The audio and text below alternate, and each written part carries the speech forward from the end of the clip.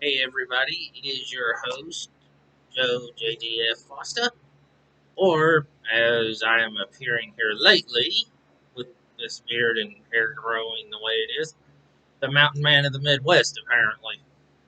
Um, anyways, today's thing I decided to make about sports, and specifically the NCAA Power 5 conferences, as to what those conferences are, and the issues and the issue I'm going to discuss with them, I'll bring up. But first, again, thank you to all the people who have liked and subscribed to the channel. And also, if you can, feel free to bring others to watch. And anybody new to the channel, feel free to check out my other videos and see how you feel about them. But now, on to my subject at hand. The Power Five in the NCAA are the five major conferences: the ACC, the Big Ten, Big 12, the SEC, and the Pac 12. And within each of these, you've got your teams that people like and dislike. But, anyways, the ACC, also known as the Atlantic Coastal Conference, made up of the Atlantic and the Coastal Division. In the Atlantic, you have Clemson, team I hate and despise and will not vote for in anything that I watch them. NC State, my favorite in the conference, and then Florida State are all three in the Atlantic side. And I actually like Florida State, but I'd give my support to NC State over them. Now in the coastal, but when I was younger, that would have gone the other way.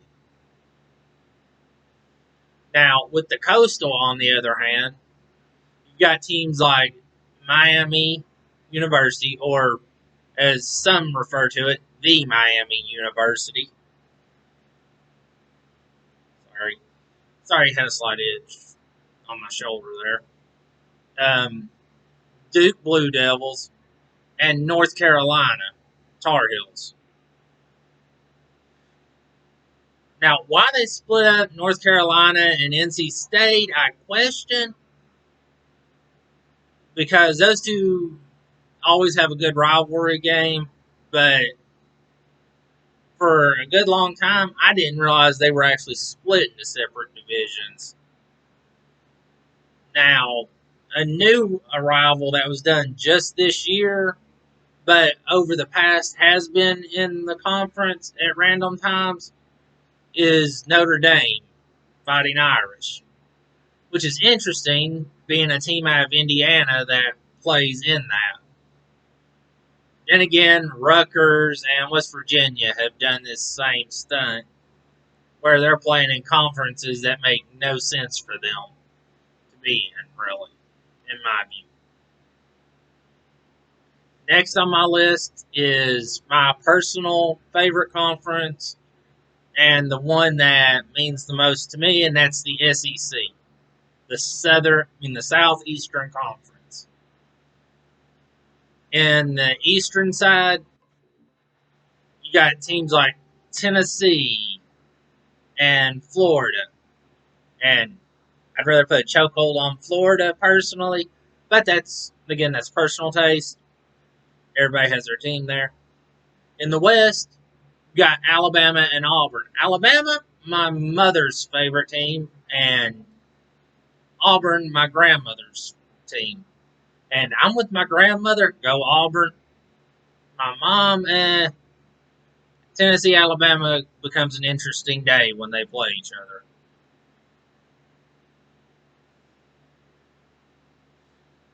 And let's just say Tennessee, Florida is one game that's memorable to me for certain action I pulled on that day. Though nothing really severe. Now, as for the Big Ten, which is the next one in the conference, this is mostly your Midwestern states, um, ranging from Ohio over. But it also includes Penn State in football. It includes Penn State over, even though even though Pennsylvania is not considered part of the Midwest. But again, it's another one of those where this state doesn't fit into that particular region, but sports wise, it's in that division or conference. In the East, some of the big names known: Penn State, Ohio State, and Michigan. In the West, where I happen to live, Illinois, Iowa, and Minnesota. Now, given the school of Illinois is not where I live, but I just meant the state of Illinois is in the western part of the division.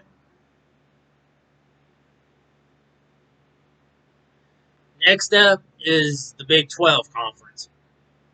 Now, this one actually comes with a nickname to it, though it's an unofficial nickname, and that's the Longhorn Conference. The reason for this, other than the Texas Longhorns being one of the teams in it, is for the fact that so many teams from Texas are in are in this conference, or at one time actually made up the conference. Way back in the day, when they had a group called the SWAC, Southwestern Athletic Conference, I think it was called. They had a group that was almost all Texas. Well, then it eventually grew to add other teams, and then the Big 12 happened. The Big 10 happened. We had two Big 10s, the Midwest and this one. Well, then while the Big 10 kept its name, Texas, what became the second Big 10, which was in the South region, got some more teams, and it actually added a number to its name and instead became the Big 12, which then distinguished them between the two. But it also doesn't have a division split like the Power 5, like the other Power 5 conferences.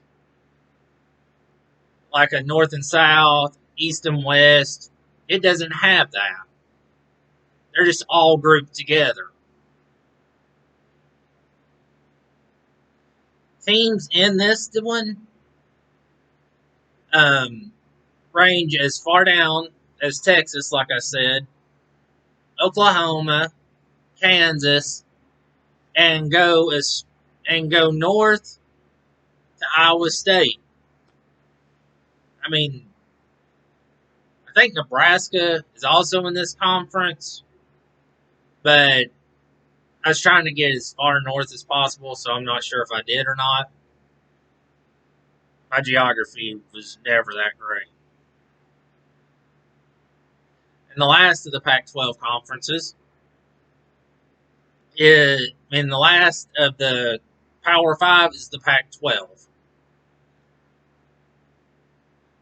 which is only split into North and South in the in the NCAA football conference. Any other sport, it splits the group into 3 regions of 4 teams. The 3 regions are the California, which would be like Baylor, USC, Cal. It would be those. I mean, there's one more I'm forgetting. I want to say that I forgot UCLA, but I'm not sure. And then you got the Pacific Northwest, which is Oregon, Oregon State, Washington, Washington State. Then they got what they call the Four Corners.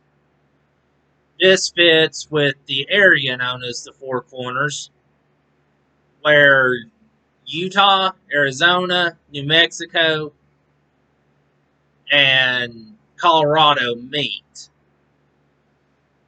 which is how it gets its name of the Four Corners. But it's those four states. It's the schools in those states that make it up. Now, in football, it's a different story. They split into a north and south, where in the north, it runs from Washington and Oregon all the way down to California and Stanford. And I'm not sure between California and Stanford which one's further south. Now, and then when it goes into the Southern Division, you got UCLA, Arizona, Stanford, and USC.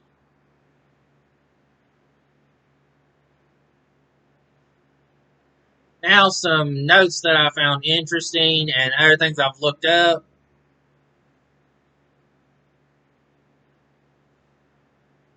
Okay, this long hair is going to have to go eventually. I admit it. But the Power 5 conferences in recent years have started arguing that they should only have to play other Power 5 conferences. And the SEC and the Big Ten are big on this because they are required to play one non-conference game a year.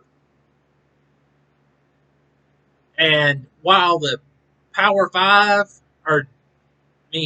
generally have only one team not make it to the big tournament in the playoffs, in the bowl games at the end of the year, the bowl game playoff deals, the G5, also known as the Group of 5, which is the smaller schools, like UCF, schools like that, have never had a team make it above number 8, which was UCF about 3-4 years ago, who made it to number 8 on the list because they are seen as having a weaker schedule because they're not in one of the Power 5 conferences. Do I think this is fair? No, because I think the team should be determined by how well they played, not by their recruiting system, not by how much money the school makes. Okay, you want to determine a schedule. Okay, how well did this team play against? Ooh, you beat a team 40 to nothing. Okay, Alabama beats Tennessee 40-7. That's considered playing a hard game. But yet UCF beats Jacksonville State 16-8, and they look at that and go, "No, that was a weak game. That was a weaker schedule. That wasn't a real game." Tell me why you would rather see a 16-8 close game not be played, but you would want to watch the 40-7 blowout and consider that to be a strong game. To me, that proves that one of the teams was weaker in that situation, and that the 16-8 was the stronger game.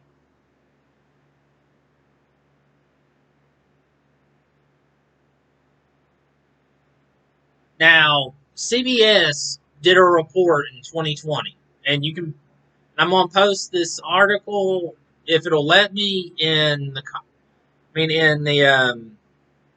little section below, and or hopefully it'll let you click on it. let you click on the link and go to it and read it if you want, about how the Power Five wants to form, and the majority of the Power Five wants to form their own division.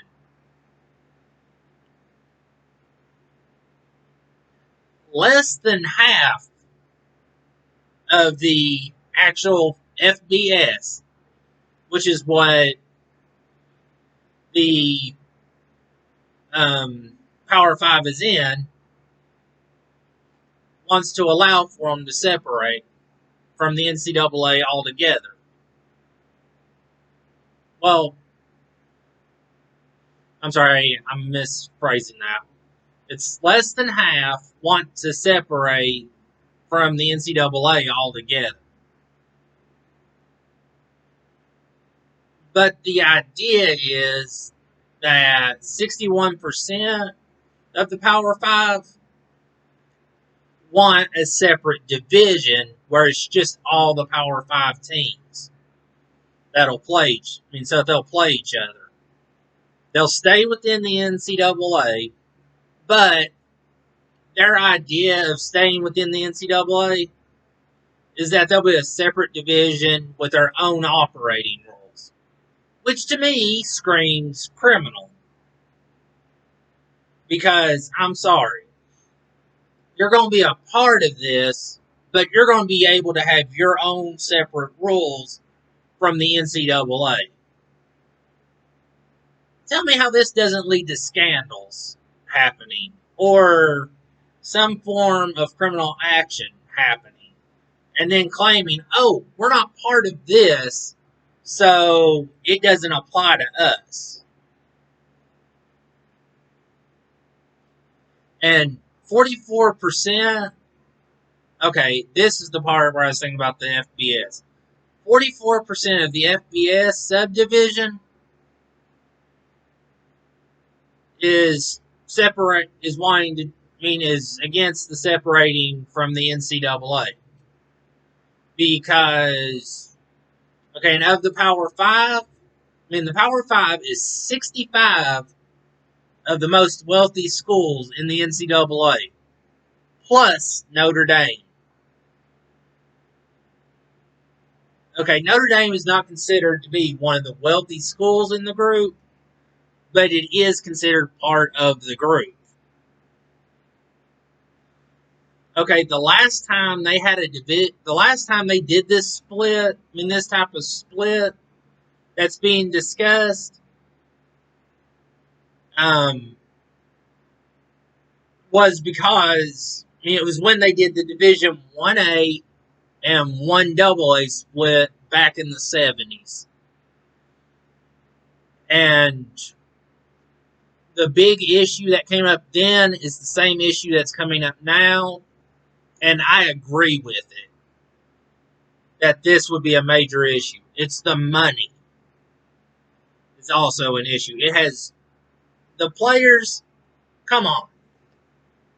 With the new ruling they're coming out, with the new way they're wanting to come out with this ruling that students can be paid for their likeness in sports and start creating the NCAA games again. If that actually happens, then that money's going to go through the roof, and anybody that gets big on the games is going to get paid, and they're going to have a lot of money coming in. Teams, players, however you want to look at it. I got some questions about this. One, okay, according to the rules, if it goes through like it's planned, the money is supposed to go for books, scholarships, and recruiting. Nothing illegal. But how are they going to confirm that this money is actually used in the appropriate ways? Okay, without proper receipts, you're looking at people getting paid under the table as a recruiting process. That supposed signing bonus. You get illegal parties with the hookers that came up in scandals. That a recent school, actually had titles stripped of them from years ago over. And that was in a separate article I read, if I remember correctly. And then you've got how they do cover. I mean, how some schools have gotten in trouble for cover-ups, which again leads into those scandals that happened. And what about the rest of the students? Okay, you're going to give this money that go to the NCAA schools for football, basketball. Okay, we know those will get money because those games will sell. Question: are you going to make an NCAA swimming, rowing, fencing? Are you going to make any games like that? Because if not, then you're leaving out those fan bases, which could be considered a form of discrimination based on the sport being played rather than the actual people and their ethnicity or any other thing. And that's illegal.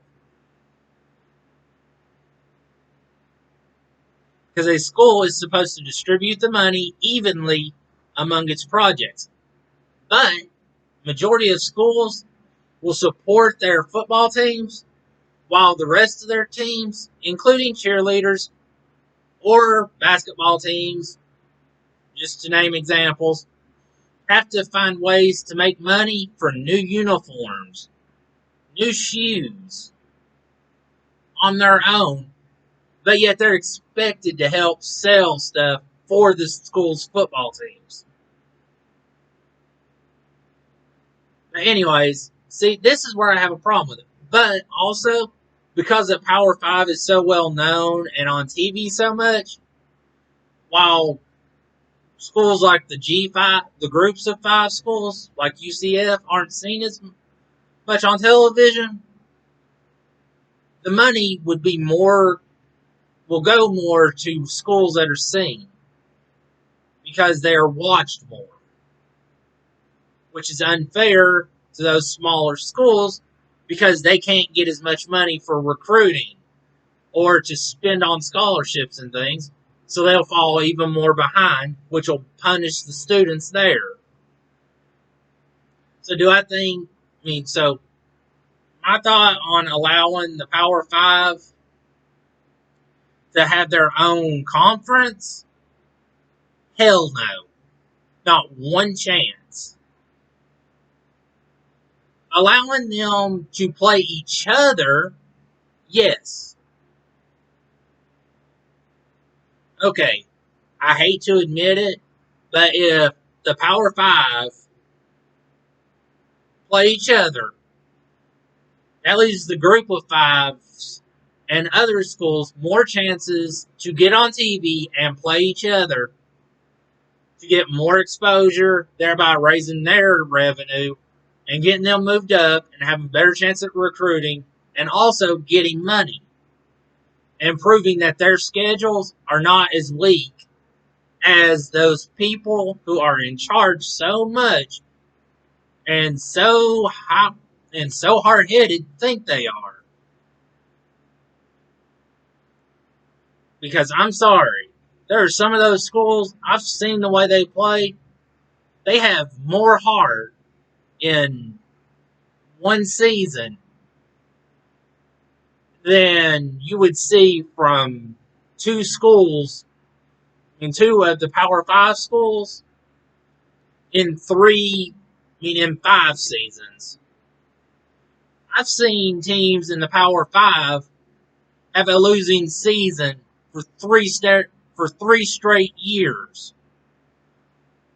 And seen this small school come up, have a winning season for that same amount of time. Yet that school that had a losing record gets into the playoffs somehow. Gets into a bowl game or the playoffs somehow. Or, I'm sorry, they get into a bowl game somehow. Oh, because it's a rule that the school from that division from that conference has to go. And they just happen to have the record that allows for it. Whereas what they should do is say, oh, hey, this team actually had a better record. They get in. That way, the team will actually be on a level play field and actually earn their rights. And that school will learn, oh, hey, just because we're in something known as the Power Five doesn't mean we get to be an elite nightmare and get to slack off for it. But leave me your comments on this on this idea and what you think about the Power Five and all the ideas that you have about how the football, basketball schedule, about how the football and college system works in sports, any sport really in college, for what they consider strong and weak schedules and determining the championship players, plays and players and all that. I want to hear your thoughts. I really do. So until next time, I'm out.